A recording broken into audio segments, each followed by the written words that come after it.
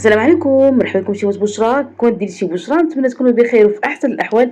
اليوم غادي نحضر العشاء لي بط بالصلصة البيضاء وبالشامبينيون، ساهلين بدون كريمة ولذاذ وكيعجبوا الوليدات من أسهل ما يكون. في الكاسرونة فوق النار كندير واحد المعلقة كبيرة ديال الملحة اللي فيها الماء بطبيعة الحال مع الماء كيغلى، وكنضيف واحد 500 غرام ديال لي بط، أي نوع ديال لي بط كتفضلوا. وفي المقلة جانبا كاينة معلقة كبيرة ديال الزيت، غنضيف عليها واحد 2 معالق كبار ديال الزبدة، 2 معالق كبار الزبدة حيت هما القاعدة ديال الصلصة ديالنا ديال هاد لي بط. غادي ندير واحد ضريس صغير ديال الثومة غنحكو فوق هاديك الزبدة والزيت، وغادي نضيف واحد البصلة متوسطة مشلضة. غادي نخلي هاديك البصلة بطبيعة الحال حتى كتدبل وكتذهب اللون ديالها وكتمشي من هاديك العضة ديال البصلة. لي بات جانبا راه كيطيبوا على نار مرتفعة، أنا زربانة بالعشا.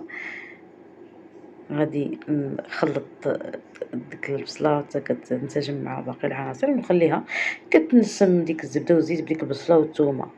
لي بات راهم سايرين كيطيبوا، كنضيف واحد 100 غرام ديال الشامبينيون، أنا كان عندي فم مجمد، يمكن تستعملوا علبة ديال الشامبينيون. نقدروا نستعملوا غير الشامبينيون مع هاد لي بات، خصوصا الا كان طري كيجي رائع بدون اي نوع ديال اللحوم.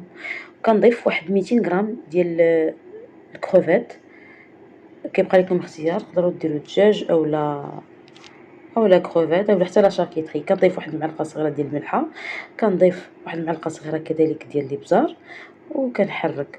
ما غاديش نتسنى على هاد الكروفيت حتى كيطيب، وغادي نضيف الحليب، واحد نص لتر ديال الحليب اللي دوبت فيه 2 معالق كبار ديال المايزينا، وغادي نضيفو على المقله ديالي. كنبقى نحرك ما كنهداش من التحراك.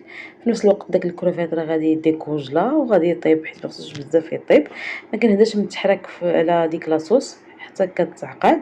انا غادي نضيف عليها واحد الرشيشه ديال الكوزه، كيبقى لكم اختيار، تقدروا ديروا زعتر في بلاصه الكوزه.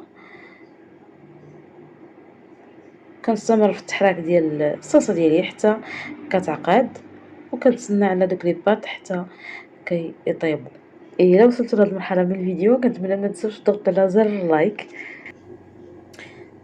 الصلصه ديالي راه عقدت، لي بات راه علين طابو، غادي نصفي لي بات ديالي من بعد ما طابو وغادي نضيفهم على الصلصه ديالي ديال الشامبينيون كروفيت والبصله وباقي العناصر. بعد ما كملت غادي نحك واحد 100 غرام ديال الموتزاريلا. تعلق ليا هاد لي بات سهلين لذاذ وسريعين في التحضير، ما كيبقى الا نقول لكم الى لقاء فيديو قادم بحول الله.